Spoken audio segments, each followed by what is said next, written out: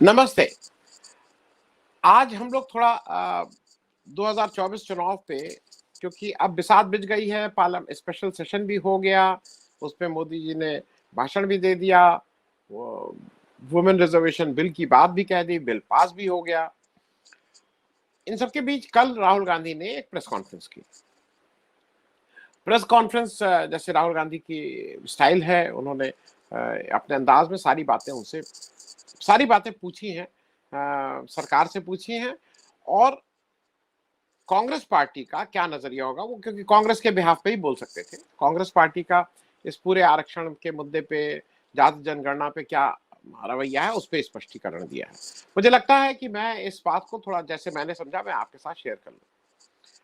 Press conference में उन्होंने बहुत साफ कहा कि भाई ये एक पार्लियामेंट का एक विशेष सत्र बुलाया गया, वो सत्र में इतना उसको छुपा के रखा गया था, क्यों हो रहा है सत्र, क्या हो रहा है, कारण क्या है, ये किसी को बताने की कोशिश नहीं की गई थी। और वो सिर्फ मोदी जी को पता था कि भाई ये क्यों हो रहा है, इसके पीछे मोदी जी ने अपने कैबिनेट कलीग से भी इसकी बात नहीं कही थी, किसी से उन्होंने इस बारे में चर्चा नहीं की थी।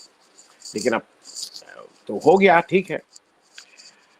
फिर मोदी जी ने उसमें एकदम से महिला आरक्षण बिल ले आए। महिला आरक्षण बिल भी बहुत अच्छी बात थी, भाई सबको लगा कि है, मोदी जी को लगा कि मैं एक गेम चेंजर होऊंगा, अब कम से कम हिंदुस्तान का 50% वोट तो मेरी जेब में पक्के हो गए। लेकिन जब बिल को उन्होंने पास कराया तो उसके नीचे दो फुटनोट थे, और उसमें उन्होंने दो बातें कही। उन्होंने कहा कि ये महिला आरक्षण बिल पास तो हो जा रहा है, लेकिन ये लागू होगा जब हम अपना सेंसस कर लेंगे। जनगणना हमें 2021 में कर लेनी चाहिए थी। 2021 में बहाना हुआ कि भाई इस समय कोरोना है, इस समय होना ठीक है। 22 में नहीं हुआ, 23 में नहीं हुआ, अब 24 पे तो इलेक्शन आ गए हैं, तो 24 पे तो कम से कम जून तक तो नहीं होगा। उसके बाद नई सरकार आएगी, क्या करेगी क्या नहीं करेगी। तो पहला तो यह है कि सेंसस होगा। जब सेंसस हो जाएगा तो बेस्ड ऑन दैट सेंसस, अच्छा 2024 तक हमें डिलिमिटेशन, 2026 तक तो डिलिमिटेशन की बात 2026 में करनी है, तो 2026 तक तो उन्होंने एक दूसरा दिया कि सेंसस के बाद हम डिलिमिटेशन भी करेंगे। मतलब कौन सा क्षेत्र है उसका फिर से उस पे बातचीत करके क्षेत्रों का स्पष्ट करेंगे कि कितने क्षेत्र बढ़ेंगे, पार्लियामेंट 543 से ज्यादा सीट होंगी, कौन सी सीट महिला आरक्षित होगी, कौन सा क्या होगा। इन सारी चीजों की उन्होंने बात की। और ये जो महिला आरक्षण बिल है, ये केवल 15 साल के लिए है, और इसमें केवल SC ST महिलाओं के लिए आरक्षण है, ओबीसी का आरक्षण नहीं है। अब ये कुछ लोग कह रहे हैं 2029 इलेक्शन में होगा, कुछ लोग कह रहे हैं 2035 में होगा, 10 साल बाद होगा कि नहीं होगा। और राहुल गांधी ने कल अपनी प्रेस कॉन्फ्रेंस में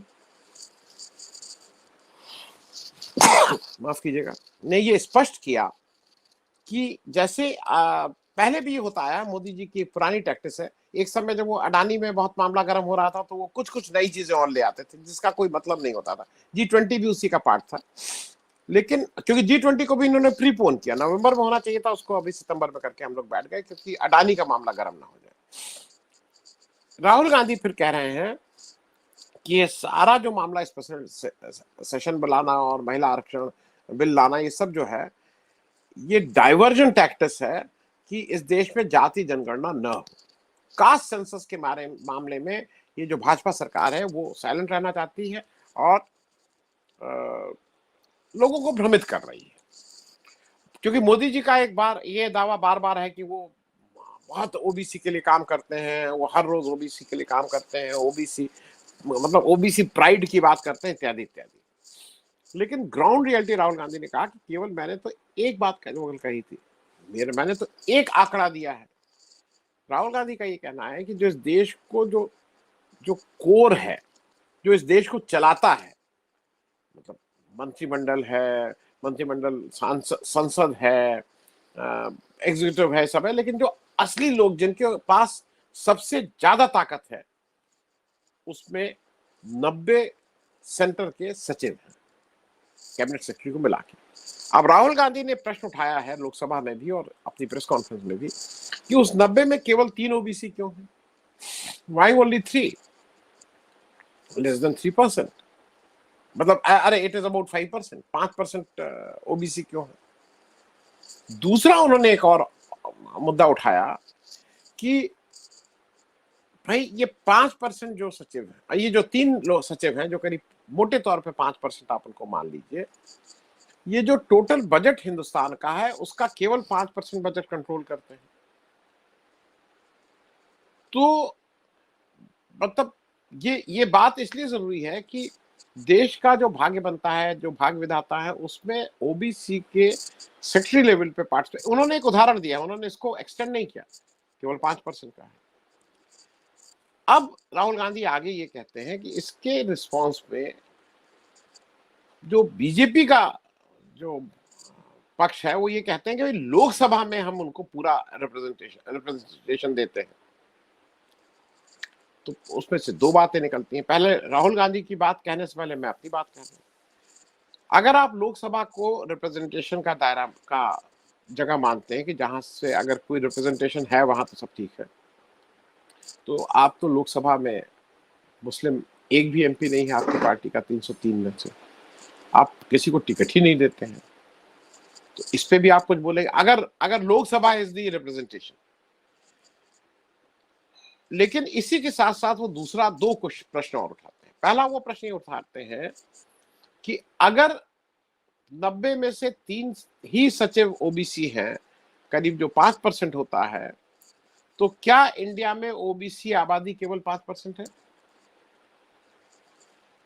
क्योंकि ये इंपॉर्टेंट है, पता लगाना है।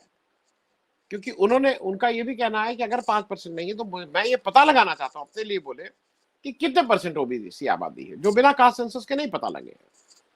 और जैसा उनकी एक स्टाइल है, उन्होंने कहा कि मैं चीजों को छोड़ता नहीं हूं, अगर मैंने एक बार पूछा तो मैं उसको पकड़ के रखता हूं, मैं पूछता रहूंगा। मुझे कहीं से लगा कि ये रेफरेंस उनका अडानी के रेफरेंस पे था कि जैसे अडानी के पीछे को नहीं छोड़ना है, उस मुद्दे को वो नहीं हाथ से हटा, उससे जाने देना है। फिर उन्होंने कहा कि जो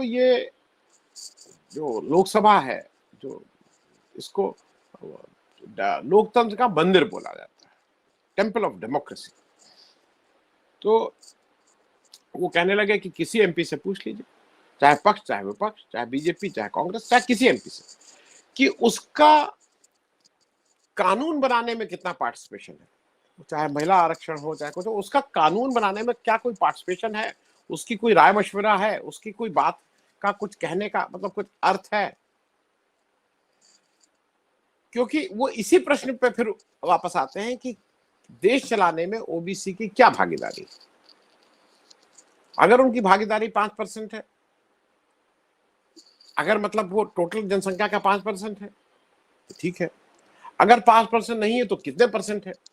इस प्रश्न को उन्होंने ठीक से उठाया है। और वो एक डिमांड और करते हैं कि जो कांग्रेस ने पिछली जो जनगणना हुई थी 2011 में, उसके साथ साथ कास्ट सेंसस भी हुआ था जिसको उस समय रोक के रखा गया था।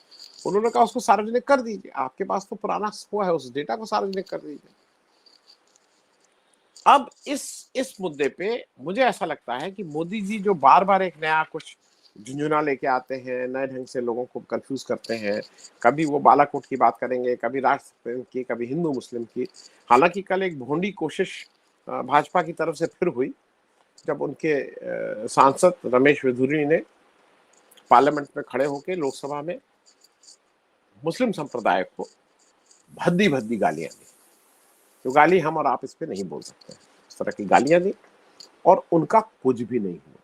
पहली चीज यह है कि पार्लियामेंट के अंदर बोले तो पार्लियामेंट्री प्रिविलेज से कवर्ड है, लेकिन उनकी पार्टी ने या जो संसद चलाने की जिसको जिम्मेदारी दी जाती, स्पीकर साहब जो है, जो अपने को हर छोटी छोटी बात पे कुछ ना कुछ बोलते हैं, उनका कहना था कि भाई बड़ा खेद हुआ और आगे अगर फिर से गलती करेंगे तब मैं इस पर कार्रवाई करूंगा। मतलब 2-4 बार, एक बार खूब गंदी गंदी गाली देने का एक परिपाटी इन्होंने बना दी। हालांकि कुछ लोगों का ये भी मानना है कि अब तो ये हवा चल जाएगी क्योंकि सारे लोग अब गाली देना शुरू करेंगे। मैं ये बात इसलिए कह रहा हूं कि राहुल गांधी ने जब प्रश्नों के जवाब लिए तो उसमें भी उन्होंने कुछ वादे किए। उन्होंने कहा कि अगर कांग्रेस पार्टी की सरकार आती है तो ये कांग्रेस पार्टी का वादा है कि अगर कांग्रेस पार्टी की सरकार आ रही है तो कास्ट सेंसस, जाति जनगणना तुरंत कराएंगे, जिससे ये तो पता लगे कि इनकी भागीदारी कितनी है। और ये तय बात है कि ये 5% भागीदारी नहीं है, इनका मोटे तौर पे 50-60% भागीदारी है, क्योंकि जो पुराना एक सोशलिस्ट नारा था कि सोशलिस्टों ने बांधी गांठ, पिछड़े पावे 100 में 60, ये मोटे तौर पे मैं बोल रहा हूँ कि 60% के आसपास आबादी है और रिप्रेजेंटेशन 5% है। ये एक बड़ा मुद्दा है जो मुझे लगता है कि मोदी जी जो नए नए मुद्दे रोज लाने की कोशिश कर रहे हैं, वो अपने आप ही धीरे धीरे 2024 का एजेंडा सेट होता जा रहा है। और एक कास्ट सेंसस जो आज से 8-10 महीने पहले जाति जनगणना कहीं मुद्दे के रूप में कहीं नहीं थी, एक डिमांड थी, लोग उस पर बात करते थे, मुद्दा नहीं था। लेकिन मेरा ऐसा मानना है कि आने वाले समय में ये एक सबसे प्रमुख मुद्दा 2024 इलेक्शन का होगा, और शायद प्रमुख की जगह ये मुख्य मुद्दा भी हो सकता है। इसमें इतनी कैपेसिटी है। बहुत से लोगों का मानना है कि नहीं अडानी का मुद्दा नहीं होगा, लेकिन मेरे ख्याल में अडानी का भी मुद्दा एक बड़ा मुद्दा होगा, क्योंकि अडानी का मुद्दा केवल एक व्यक्ति के पैसा कमाने की बात नहीं है, देश की राष्ट्रीय संपत्तियों को बेचने की बात है, देश की राष्ट्रीय आर्थिक नीति को बचाने की बात है, देश की अर्थव्यवस्था की बात है। और एक मुद्दा जो धीरे से कारपेट के नीचे कर दिया जा रहा है वो चीन वाला रहेगा, उसको भी हम डिनाई नहीं कर सकते हैं। मैं चलते चलते दर्शकों को जानकारी के लिए बता दूं कि चीन में इस समय एशियाड्स हो रहे हैं, उस पर जो भारत की टीम गई है उस पर हमारे अरुणाचल प्रदेश के भी खिलाड़ी हैं। उन 2-3 खिलाड़ियों को चीन ने एक्रेडिटेशन देने से मना कर दिया है, उनको पार्ट ऑफ इंडियन डेलीगेशन नहीं मान रहे हैं, और जिसके विरोध में हम अपनी चिर परिचित अंदाज में अनुराग ठाकुर ने कहा कि मुझे बहुत गुस्सा आ रहा है और इस गुस्से के कारण मैं चीन नहीं जाऊंगा, चीन मतलब घूमने नहीं जाऊंगा, मुझे बहुत गुस्सा आ रहा है, तो आज मैं शाम को हलवा नहीं खाऊंगा, मैं कुछ और खा लूंगा। तो मुझे भी बहुत गुस्सा आ रहा है, तो आज शाम को हलवा बनाते तो मैं हलवा नहीं खाऊंगा, मैं आज रोटी सब्जी खा लूंगा, कुछ इस तरह के तर्क दे रहे हैं। और मेरे हिसाब से अगर आप अरुणाचल के लोगों के प्रति आप ईमानदार हैं, अगर आप इस देश के प्रति ईमानदार हैं, तो भारत की जो भी खेल जो गया है, कंटिजेंट गया है, जो टीम गई है, उनको संपूर्ण रूप से इसका बहिष्कार करना चाहिए। आप हमारे एक राज्य के लोगों को के साथ इस तरह का बर्ताव नहीं कर सकते हैं, एंड वी मस्ट, हम एकजुट होकर यूनाइटेडली चीन के अगेंस्ट हमें खड़े होने की जरूरत है, ना कि मुझे गुस्सा बहुत आया और मैं इसलिए आपके यहाँ घूमने नहीं आऊंगा। ये कोई तर्क नहीं हुआ। राहुल गांधी अपने मुद्दों पे डटे हुए हैं, अपनी बात पे डटे हुए हैं, और धीरे धीरे 2024 इलेक्शन के मुख्य मुद्दे क्या होंगे उसका एजेंडा भी वो सेट कर रहे हैं। थैंक यू सो मच, बहुत बहुत धन्यवाद। अगर आपको दी पब्लिक के कार्यक्रम पसंद आते हैं तो इन्हें लाइक करें।